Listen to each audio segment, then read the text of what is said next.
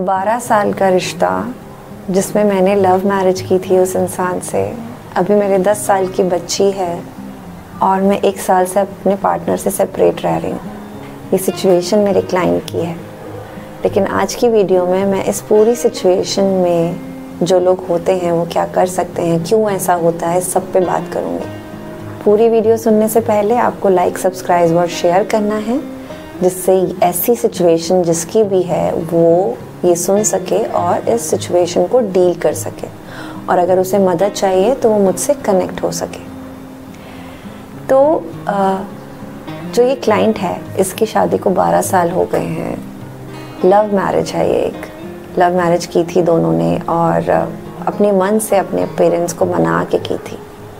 इंसान जो है वो अपनी रिस्पॉन्सिबिलिटी, इमोशनल रिस्पॉन्सिबिलिटीज़ अच्छे से हैंडल कर रहे हैं, बट फाइनेंशियल सपोर्ट नहीं है। मेरी क्लाइंट को कोई फाइनेंशियल सपोर्ट नहीं है। बच्ची का केयर, घर की सारी चीज़ें वो खुद हैंडल करती हैं, और अब वो इतनी ज़्यादा कन्फ्यूजन में है कि क्या करें, क्योंकि जो डिसीजन वो लेना चाहती है वो उसके बच्चे के लिए ठीक नहीं है, जो डिसीजन उसके लिए ठीक है वो उसके बच्चे के लिए ठीक नहीं है। तो ये हुआ क्यों, पहले ये समझते हैं वाई, कि ऐसा हुआ क्यों। सो क्या होता है जब हम लव मैरिजेस में एंटर होते हैं, बहुत प्यारी बात है अगर आप लव मैरिज के थ्रू अपनी ज़िंदगी को आगे देखते हैं, लेकिन लोग लव मैरिज करने के बाद ये सोचते हैं कि हमारा रिश्ता जैसा डे 1 था वो वैसा ही हमेशा रहेगा, और वो उस पर कोई काम नहीं करते। लव मैरिज में इंसान बहुत सारा काम करता है। वो पहले एक दूसरे को प्रपोज करना, उस पर भी बहुत सारी मेहनत होती है। कोई अगर ऐसा है जिसने कभी अपने प्रपोज करने पे मेहनत ना की हो, चाहे उसने मैसेज किया हो, चाहे बात की हो, चाहे कैसे भी कुछ किया हो, वो मेहनत करता है। फिर जब उसको ये डर होता है कि पता नहीं है मानेगी या मानेगा, नहीं मानेगा, जो भी पार्टनर यहाँ पे अप्रोच करता है, उसके बाद वो एक दूसरे के साथ कंफर्म होते हैं, फिर वो पेरेंट्स तक लेके जाते हैं, फिर वो रिकन्फर्म होते हैं, फिर पेरेंट्स को वो बहुत मनाते हैं अगर थोड़ा भी सेपरेट चीज़ें अलग अलग हैं दोनों की फैमिलीज़ में। तो शादी से पहले हमने इतनी मेहनत की होती है, लेकिन शादी के बाद हमें लगता है अब तो ये मेरा है, अब तो ये मेरी है, अब क्या ही है, अब क्या करने को बचा, क्या है ना, कुछ बचा है क्या करने के लिए।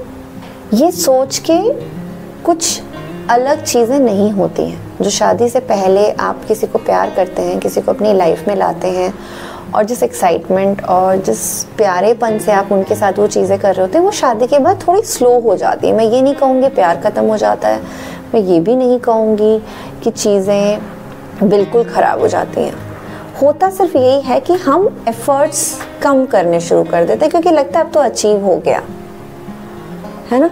तो वही हमारे साथ होता है, और इस सिचुएशन में भी ऐसा ही हुआ कि शादी होने के बाद वो लोग ठीक है अपनी बेसिक चीज़ों में लग गए, घर, बच्चे, चीज़ें, लेकिन वो अपने दोनों के बीच की जो चीज़ें और बेहतर हो सकती थी, जिन पे और चीज़ें काम हो सकता था, वो करना उन्होंने कम कर दिया। और इधर क्या हुआ कि फाइनेंशियल प्रेशर, बिकॉज एक पार्टनर बहुत स्ट्रांगली नहीं कमा रहा था, एक ने बर्डन सारा अपने ऊपर ले लिया, थोड़े दिन के लिए लिया, बट वो फिर परमानेंटली, क्योंकि ये पार्टनर बहुत ज़्यादा देख रहा था कि अच्छा ये कर रही है ना, तो देन नई डिपेंडेंसी बन जाती है। एंड शी वाज आल्सो कि अच्छा भाई मैं कर रही हूँ, तो वो कर गई। बट जब आप बहुत करते हैं ना तो आप थक जाते हैं, एक पॉइंट के बाद आप थक जाते हैं, आपको लगता है मैं ही क्यों, चाहे वो मेल हो चाहे फीमेल, वो लगता है मैं ही क्यों। तो हुआ ये इसके लिए कि हमने शादी के बाद कुछ ज़्यादा इन्वेस्ट नहीं किया। हम लोग घूमने में इन्वेस्ट करते हैं, हम घूमने में बहुत इन्वेस्ट करते हैं, हम जाते हैं, इधर उधर जाते हैं, हम मालदीव जाते हैं, मलेशिया जाते हैं, हम लक्षद्वीप अभी जो नया नया आया है ना। लेकिन हम दोनों की केमिस्ट्री अच्छी बनी रहे, सिचुएशंस को हम डील कर सकें, अच्छे से हारमोनियस रह सके, इस पर हम कोई इन्वेस्टमेंट नहीं करते। ये फैक्ट है। मतलब ये तो मैं अभी कितना देख रही हूँ ना, कितने लोग आते हैं, बात करते हैं, बट वो कहते हैं जी मेरे पास आपको ये इस चीज़ पे खर्च करने के लिए पैसा नहीं है, मेरा घर बना है अभी, तो मुझे लोन देना है, मुझे कल को अपने बच्चे की फ़ीस देनी है, मेरे अकाउंट में इतना नहीं है। सच बताऊँ, मुझे पता होता है वो सब झूठ बोल रहे हैं, क्योंकि जब वो आए होंगे तो उनको पता होगा कि अच्छा ये कॉल तो फ्री है लेकिन इसके बाद तो कुछ तो होगा। बट जब वो सुनते हैं अच्छा इतना आप लेती हैं 3 मंथ्स का, इतना आप 2 मंथ्स का लेती हैं, तो फिर मैं एक सवाल करती हूँ, मैं सबसे एक सवाल करती हूँ कि अगर जब आपको प्रोसेस ऑफ ये शादी को रिवर्स करने में जाना है, अगर आप डिवोर्स सोच रहे हैं उसमें रिवर्स करना है, या आप जाके किसी जगह ये सोचते हैं अच्छा हम वहाँ जाएंगे तो चीज़ें ठीक हो जाएंगी, या अगर आपके घर में कोई बड़ी प्रॉब्लम हो जाती है तो आप उसके लिए इन्वेस्ट कर लेते हैं। बट रिश्तों को ना हम डे 1 से इम्पोर्टेंस ही नहीं देते, इसके लिए वो हमारे लिए लीस्ट होती हैं। फिर हम आते हैं कॉल्स पे, हम बात करते हैं, लेकिन फिर हम रिवर्ट हो जाते हैं। जितना आप अपने थॉट्स के ऊपर, अपनी फीलिंग, इमोशंस पे इन्वेस्ट करेंगे ना, वो आपके साथ जनरेशन टू जनरेशन जाएगा। लेकिन ये बात लोग नहीं समझते हैं। कोई बात नहीं, जो समझते हैं आई अप्रिशिएट देम, जो नहीं समझ पा रहे वो भी समझेंगे कभी ना कभी। That is my hope. और मैं अपनी कंसिस्टेंसी से आप लोगों को मैं मैसेज देती रहूँगी। डिसीजन मैं हमेशा आपके पास छोड़ती हूँ, क्योंकि अगर आप मेरे समझाने से मेरे पास आते हो ना, तो वो काम फर्दर नहीं करता। And I also choose my clients. सिर्फ क्लाइंट मुझे चूज़ नहीं करता, मैं भी क्लाइंट को चूज़ करती हूँ। तो ये सिचुएशन हो गया उसके साथ। अभी ऐसे सिचुएशन में आप कर क्या सकते हो? देखो, आप सेपरेट रह रहे हो ना, मतलब बातचीत है क्योंकि बच्चा अभी आपके साथ है। आपको सबसे पहले जो काम करना है वो अपने कन्फ्यूजन पे करना है कि आप किसकी लाइफ बेटर बनाना चाहते हो। आप अपने बच्चे की लाइफ बेटर बनाना चाहते हो, या आप अपनी लाइफ बेटर बनाना चाहते हो, या अपने पार्टनर की लाइफ बेटर बनाना चाहते हो। क्योंकि एक भी डिसीजन से, एक भी गलत डिसीजन से 3 लाइफ इम्पैक्ट होंगी। यहाँ पे मैं ये नहीं कहूँगी डिवोर्स एक सोल्यूशन है या साथ रहना एक सोल्यूशन है। यहाँ पे पहला एक्शन जो आपको करना है वो अपनी समझ बनाने के लिए करना है। वो समझ कैसे बनेगी? जब आप ये समझेंगे कि आप खुद से क्या चाहते हैं। कि क्या होता है कि आपका मन कुछ कह रहा होता है, दिमाग कुछ कह रहा होता है और सोसाइटी कुछ कह रही होती है।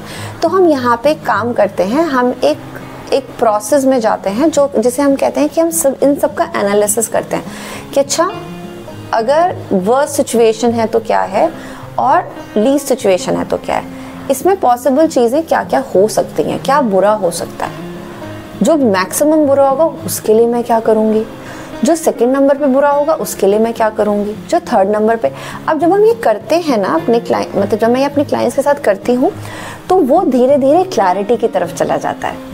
और जब क्लैरिटी आ जाती है कि मुझे अच्छा ठीक है, शायद डिवोर्स ही मेरा बेस्ट सोल्यूशन है, फिर जब वो जो सवाल था ना कि बच्चे का क्या होगा, वो हम थ्रू द प्रोसेस निकाल लेते हैं। फिर सवाल है कि पार्टनर का क्या होगा, उसकी फैमिली का क्या होगा, वो सब हम थ्रू द प्रोसेस निकाल लेते हैं। तो हमेशा जब भी आप कंफ्यूज हैं तो आपको करना क्या है, आपको सारे कंफ्यूजन्स लिखने हैं, उसमें क्या क्या थॉट्स आ रहे हैं वो लिखने हैं, और पॉसिबल एक्शंस आप क्या ले सकते हैं वो करना है। तो इसको हम PPI टेक्निक कहते हैं, जो मैं अपने क्लाइंट्स के साथ, वो बहुत डिफरेंट लेवल पे होता है क्योंकि तब मैं उनके साथ इन्वॉल्व होती हूँ, तब हम सामने करते हैं ये काम। बट अगर आप अभी हेजिटेट हैं बात करने में, अगर आपको लगता है कि मैं नहीं बात कर सकती, मैं इन्वेस्ट नहीं कर सकती, ये बेकार का इन्वेस्टमेंट होता है, तो आप ये टेक्निक तो यूज़ कर सकते हो। तो use this and let me know कि फ़र्क क्या पड़ा आपके। क्योंकि अगर आप चैट में भी मुझे बताओगे ना, तो भी मैं आपकी कुछ जितनी मैं यहाँ से कर सकती हूँ मैं वो कोशिश करूँगी कि मैं आपको सजेशन दूँ। और जिनको बात करनी है, अगर किसी की लाइफ में सिचुएशन हो रहा है ऐसा, जिनको बात करनी है, डिस्क्रिप्शन बॉक्स में आपको मेरे कैलेंडर का लिंक मिलेगा, मेरे से कॉल्स पे बात करने का लिंक मिलेगा। फर्स्ट कॉल आपके लिए फ्री है, और ऑफ़र जो आप मिस कर चुके हैं वो थोड़ा एक्सटेंड हो गया है कि जो हमने रिलेशनशिप रिचुअल किया था 29 दिसंबर को, उसका रिकॉर्डिंग आपके लिए फ्री है।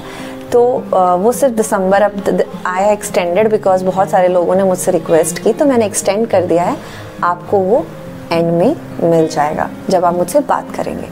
तो अपने रिलेशनशिप को ऐसे कन्फ्यूजन स्टेट में मत ले जाइए, इस पे काम कर लीजिए। ये आपको कुछ अच्छा ही देगा और ये आपको मदद करेगा आगे का रास्ता दिखाने के लिए। तो कंफ्यूज मत रहिए।